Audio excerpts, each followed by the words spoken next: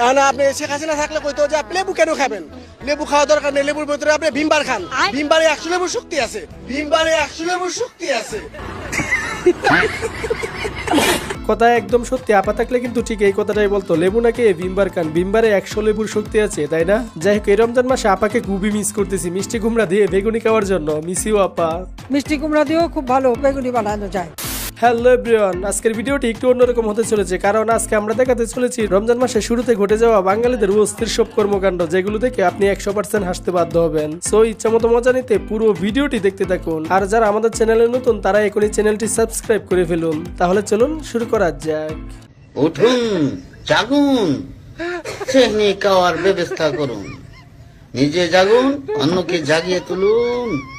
উঠুন, সেহনি খাওয়ার ব্যবস্থা করুন। ও মুসলমান ভাই সকল, উঠুন। গাইজ, আমি বুঝি না রমজান মাস আসলে এই প্রাণীগুলা কই থেকে বের হয়, পুরাই কমেডি সার্কাস। যাই হোক, এনারা আছে বলে আমরা রমজান মাসে একটু হালাল বিনোদন পাই, তাই না? হ্যালো, ওরা কেন? হ্যালো, অবস্থাটা দেখছেন, কঠিন প্রতিভা। এমন প্রতিভা রমজান মাস আসলেই দেখা যায়। যাই হোক, রমজান মাসে শয়তান ছুটিতে আছে আর সে সভাপতির দায়িত্ব নিয়েছে, কিচ্ছু করার নাই। আর এই যে আরেকজনকে দেখুন, তারাবির নামাজে সেজদায় গিয়ে ঘুমিয়ে পড়েছে, কি একটা অবস্থা।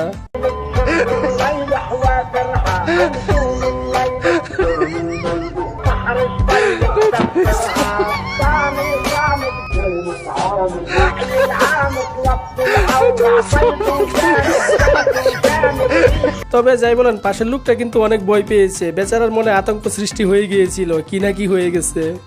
গাইস, প্রত্যেক বছরের রমজান মাস আসলে এই ভিডিওটা ভাইরাল হয়। চাচা সারা জীবনের জন্য ভাইরাল হয়ে গেছে। রমজান মাস আছে যতদিন, চাচাকে কেউ ভুলবে না ততদিন। আর মাত্র 1.5 মিনিট বাকি আছে, খাইলে খাওয়া না খাইলে নাই। আদান দিলাই মু গাড়ি আইন কতবার দেখি আসি। চলেন এবার দেখে আসি কিছু ডাব চুরদের। আসলে কি বলবো, শয়তান যখন ছুটিতে যায় তখন দায়িত্বটা মনে হয় এদের হাতেই দিয়ে যায়।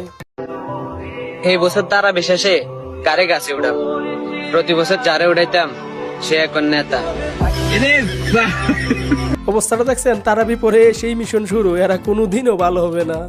প্রথম রোজা, প্রথম ডাব সাকসেস, সাসি মাফ করে দিও, হেলতাছি ডাব খুব মজা। আহা, কি ইমানদার বান্দা, চুরি করে আবার মাফ চাই। এখানে বিষয়টা এমন হয়ে গেল না কুরবানির উদ্দেশ্যে গুরু চুরি করার মতো।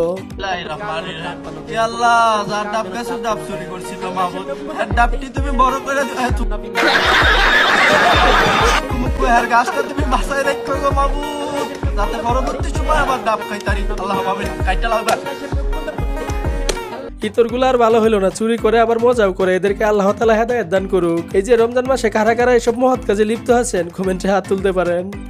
আমি জন্ম নিবন্ধন করতে যত কষ্ট হইছে, আমার মনে হয় না আমার জন্ম হইতে এত কষ্ট হইছে। আমার মনে হয় না আমার জন্ম হইতে এত কষ্ট হইছে। কথা কিন্তু খারাপও বলে না, এটাই আমাদের দেশের বাস্তব চিত্র। কারণ বাংলাদেশে জন্ম নিবন্ধন করতে গেলে যে একটা হ্যাসেল পোহাতে হয়, বলার ভাষা নাই। যাই হোক, বেচারাকে নোবেল দেয়া হোক এত কঠিন কাজটি সম্পূর্ণ করার জন্য। আমি যে আইডি টিকটক করতাম, এই আইডিতে আমার বড় ভাই টিকটক করবে, এখন আপনারা বেশি করে ওকে সাপোর্ট করবেন।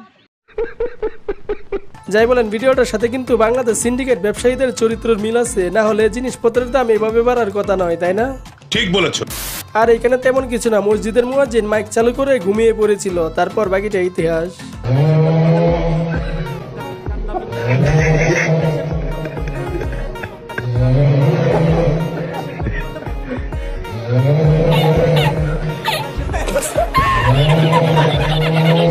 মাইকের আওয়াজ শুনে এলাকার মানুষ পুরাই আতঙ্কে। হুজুর যেভাবে নাক ডেকে ঘুমাচ্ছে, তার নাকের কাছে ট্রাকের ইঞ্জিনও ফেল। গাইজ, আমরা বাঙালিরা একটু বেশি অস্থির। হুজুরের ঠিক টাইমে খাবার না আসায় বেচারা কি কাণ্ড ঘটালো দেখুন। বাঙালি পারে ওরে ভাই। রোজাদার ভাইয়েরা, 2 বার ডাক দিছি, এখনো আমার খাওয়ানোর টিফিন আইছে না, আরেকবার ডাক দিব। ডাক দেওয়ার পরে যদি টিফিন না আয়, মাইক দিয়ে আজান দিলেন। আর এদিকে সারা বছর শয়তানি করার পর রোজার 1 মাস ছুটি পেল শয়তান।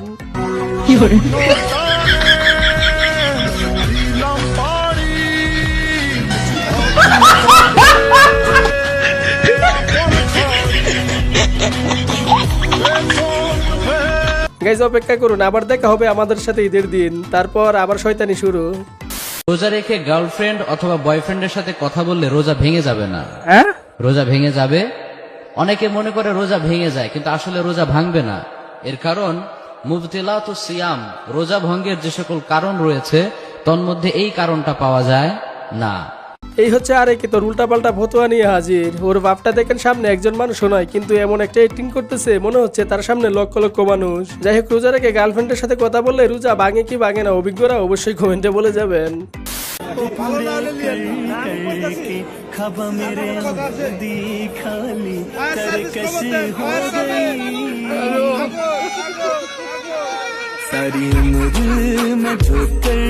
এজন্যই বলে কনফিডেন্স ভালো, কিন্তু ওভার কনফিডেন্স ভালো নয়। বেশি বাপ মারতে গিয়ে শেষে বেকুব বনে গেল।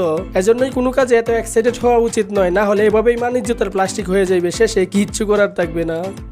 অন্য কোথাও যদি কমও হয়, জনাব তারেক রহমানের উম্মাহ হিসেবে, জনাব তারেক রহমানের উম্মাহ হিসেবে, জনাব তারেক রহমানের উম্মাহ হিসেবে আমি এখানে আছি। চিন্তা করেন, লীগেরা হাসিনা আপাকে হজরত বানিয়েছিল, আর উনি তো ডাইরেক্ট নবী বানিয়ে ফেলেছেন। তারা সবাই হজরত তারেক রহমানের উম্মা। বাবা যায় এগুলা। আসলে বাংলাদেশে শুধু দল বদলেছে, কিন্তু তেলবাজির সিস্টেম একই আছে, কোনো পরিবর্তন হয় নাই, তাই না? একটা দোয়া আছে, আমি শিখাই দিই। রাব্বি ইন্নি লিমা আনজালতা ইলাইয়া মিন খাইরিল ফাকির। আমার বয়ফ্রেন্ড নাই, আমি একটু হালালে, মানে আমার মনে হয় হারাম ইজ নট মাই টাইপ। আমি এই জন্য এতদিন নিজেকে প্রোটেক্ট করে রাখছি, হেফাজত করছি যে বিয়ে করব। আর এইখানে সারাদিন রোজা রেখে ইফতারি করার পর আমার বন্ধুর অবস্থা।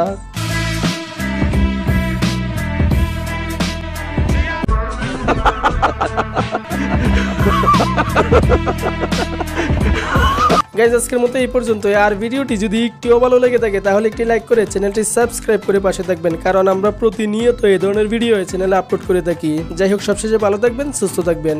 ধন্যবাদ।